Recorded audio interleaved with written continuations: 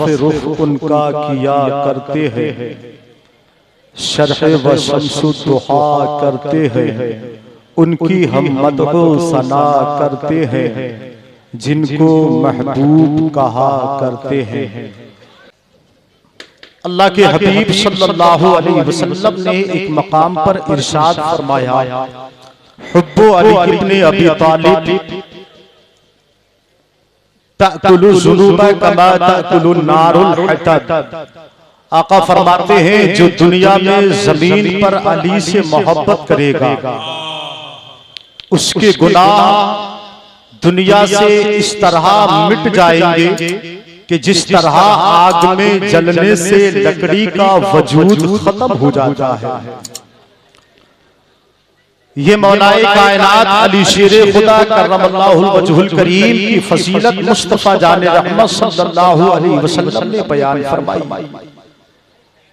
अब हजरत अबू बकर सिद्दीक और उमर फारूक आजम रज़ियल्लाहु ताला अन्हु के भी हम मानने वाले हैं, गुलाम हैं। मेरे नबी ने इरशाद फरमाया, जमीन पर मेरे दो वजीर हैं।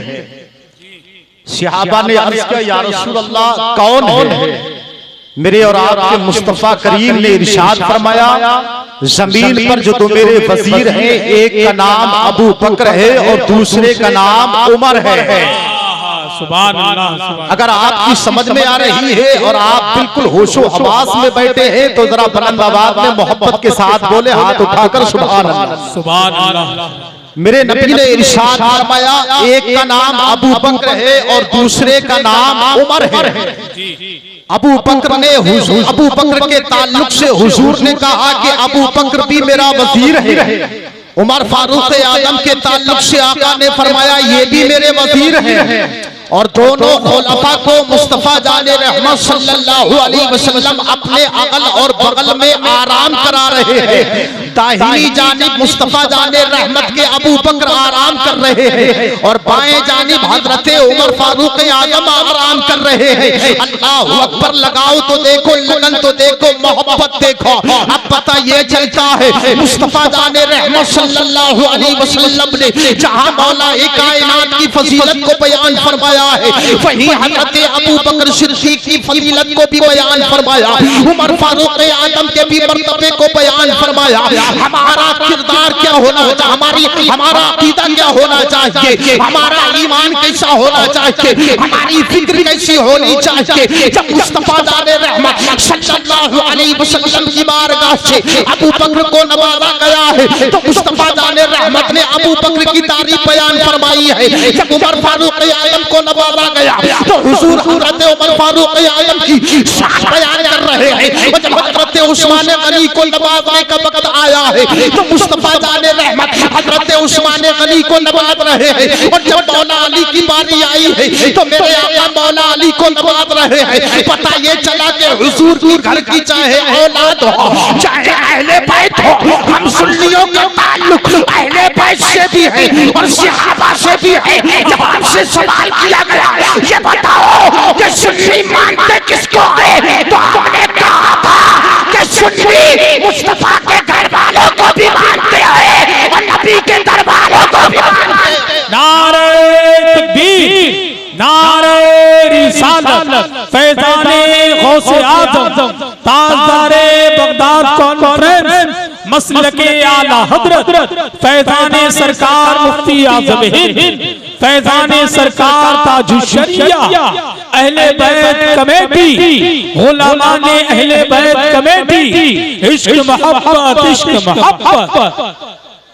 और तलियापुर की जमीन पर जिंदगी गुजारने वालों, आज ताजदारे बगदाद कॉन्फ्रेंस में नईमुल कादरी जो आपको एक मैसेज देना चाहता है कि हमारा ताल्लुक अली से भी है, अबू बकर से भी है, उमर फारूक आजम से भी है, उस्मान गनी से भी है।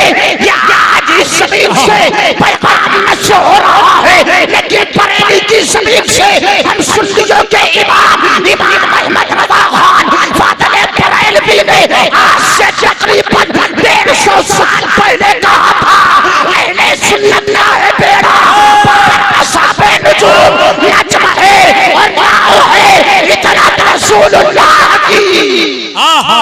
क्या बात है, वाह वाह वाह, जिंदाबाद। फितरत रसूलुल्लाह की अल्हम्दुलिल्लाह, ये हमारी फितरत है, हमारे हाथ में अहले बैत का भी दामन है, सहाबा का भी दामन है। और जब बात मौला अली की आई है, अब बड़ी संजीदगी और शाइस्तगी के साथ में मेरे जुमलों को सुनो। मौला अली के एक शहजादे हैं जिनको मुस्तफा जाने रहमत ने शहर मदीना से भेजा था और कहा था जाओ इंडिया में, हिंदुस्तान की जमीन पर जाओ, भारत के इलाके में जाओ, राजस्थान के सूबे में पहुंचो। जानते हो वो कौन है? वो ख्वाजा गरीब नवाज है, वो हिंदुस्तान के राजा है। ख्वाजा गरीब नवाज ने मुस्तफा जाने रहमत की बारगाह में अर्ज किया था, या रसूल अल्लाह, हमने हिंदुस्तान नहीं देखा है, हमने भारत नहीं देखा है, हमने भारत का एक सूबा राजस्थान नहीं देखा है। मेरे नबी ने फरमाया था, मोइनुद्दीन जाना तेरा काम है, दिखाना हमारा काम है।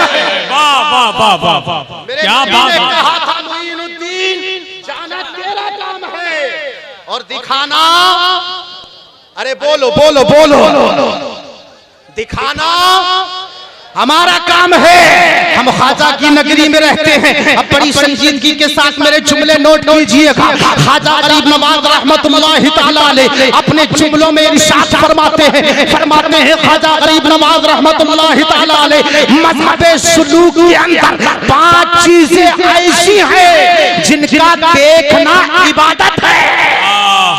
वाह वाह वाह, जी जी जी, 5 चीजें ऐसी हैं जिनका देखना इबादत है। अब जरा गौर से सुने, ख्वाजा की नगरी में रहते हैं, ख्वाजा के इंडिया में रहते हैं, ख्वाजा के मुल्क में रहते हैं, ख्वाजा के भारत में रहते हैं। हमारे बाप दादा पर एहसान है ख्वाजा गरीब नवाज का, हमारी जिंदगी पर एहसान है ख्वाजा गरीब नवाज का। अब पता ये चलता है कि जब ख्वाजा गरीब नवाज का एहसान हमारे बाप दादाओं पर है, हमारी जिंदगी पर है, हमारे माँ बाप पर है, तो आज हम किसी के बाप की नहीं मानेंगे बल्कि ख्वाजाए पाक की मानेंगे। और ख्वाजाए पाक ने क्या फरमाया? मजहब अहले सुलूक के नजरिए से ख्वाजा गरीब नवाज रहमतुल्लाहि तआला अलैह क्या फरमाते हैं? 5 चीजें ऐसी हैं जिनका देखना इबादत है। ख्वाजा गरीब नवाज अपने मकूले में, अपने मलफूजात में इरशाद फरमाते हैं। पहली चीज क्या फरमाई ख्वाजा गरीब नवाज ने? फरमाया कुरान का देखना इबादत है। सुभान अल्लाह, बोलो बोलो जरा बोलो। ख्वाजा गरीब नवाज फरमाते हैं कुरान का देखना इबादत है, कुरान का देखना इबादत है। मजहब अहले सुलूक के नजरिए से जी कुरान का देखना इबादत। बेशक। आप मुझे बताओ हमारे घरों में कितना कुरान को देखा जाता है? अल्लाह अल्लाह, जुस्तान में लपेट कर कुरान को रख दिया जाता है। गर्द किस कदर उसके जुस्तान पर आ जाती है।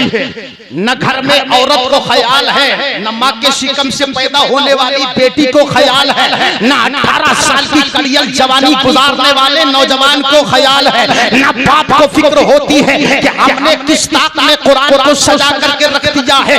दिन गुजर जाता है, हफ्ते गुजर जाते हैं, महीना गुजर जाता है, 10 महीने गुजर जाते हैं, हमें कुरान खोलने का ख्याल कब आता है? जब माह रमजान आता है, रहमतें लेकर के आता है, बरकतें लेकर के आता है, मग़फ़िरतें लेकर के आता है, बख्शिश का सामान लेकर के आता है, तब कहीं जाके हमारे दिल में ख्याल आता है हमने ताक में कुरान सजा के रख दिया था। अब रमजान का महीना आ गया है, एक कुरान नहीं पढ़ा जाएगा बल्कि 5-6 कुरान पढ़ेंगे हम महीना भर में। मुझे ये बताओ मुसलमानों, अल्लाह ने जिस पाकीज़ा किताब को पाकीज़ा नबी के पाकीज़ा सीने अत्थर पर उतारा है, वो कुरान साल में रमजान के महीने में खोला जाएगा या सुबह शाम कुरान पढ़ा जाएगा?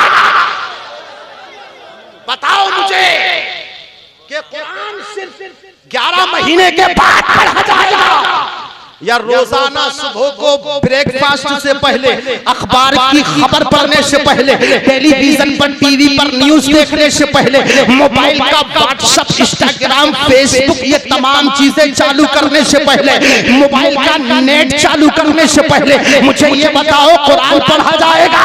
ये सारी खुराफातों में ध्यान दिया जाएगा? बोलो बोलो क्या किया जाएगा? अरे बोलो क्या किया जाएगा?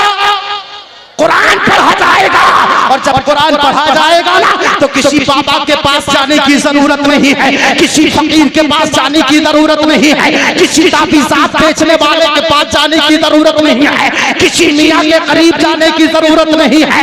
आपको ताबीज़ की जरूरत नहीं है, बल्कि कुरान की तिलावत की जरूरत है। मेरे मुस्तफा फरमाते हैं जिस घर में रोजाना कुरान पढ़ा जाता है अल्लाह पाक उस घर में रहमतों की बारिशें करता है और नहुसतों को दूर फरमाता है।